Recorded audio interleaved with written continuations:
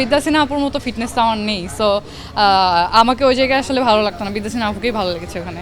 ঈদের দিন দেখেছি রকস্টার, আজকে দেখলাম মালিক, এরপর দেখবো বর্ণলতা সেন, তারপরে দেখবো রোহিত, সো সবগুলাই দেখা হবে। বলা চলে আপনি অনেকটা মুভি লাভার। মুভি লাভার, হ্যাঁ, মাঝখান দিয়ে একটা ইংলিশ মুভিও দেখেছি, মাইকেল জ্যাকসন। কোনো কিছু বাদ নেই তো, কোন মুভিটা বেশি ভালো লেগেছে? Overall Michael Jackson. রোহিত কেমন ছিল? রোহিত এখনো দেখা হয়নি, রোহিত আর বনলতা সেন বাকি পড়ে গেছে, এটা দেখবো। আর হচ্ছে সরি, মাসুদ রানাও দেখবো। রকস্টার কেমন ছিল?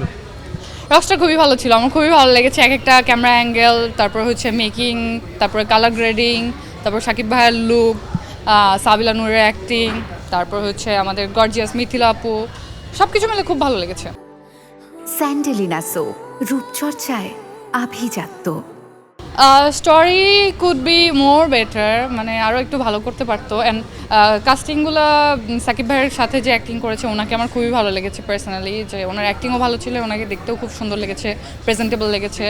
সো সব কিছু মিলে আমার কাছে ভালো লেগেছে। আর মালিক কেমন ছিল? মালিকও খুবই ভালো ছিল। লাইক রকস্টার, এটা হচ্ছে একটা রকস্টারের মানে জার্নি যেটা, সেটা নিয়ে বানানো হয়েছে। তো that was a different story. And হচ্ছে আজকে যেটা দেখলাম মালিক, এটা হচ্ছে থাকে না যে পারিবারিক দ্বন্দ্ব, তো এটার উপরে ডিপেন্ড করে বানিয়েছে। আবার হচ্ছে মার প্রতি ভালোবাসা, এগুলো দেখিয়েছে। সো ফ্যামিলি নিয়ে দেখার মতো একটা মুভি, এবং পুরো কমার্শিয়াল একটা মুভি বলবো। আরিফিন শুভ এবং বিদ্যা সিনহা মিম, তাদের যে অ্যাকশন অবতারে ছিল, তাদের পারফরমেন্স কেমন লেগেছে? অবশ্যই ভালো লেগেছে।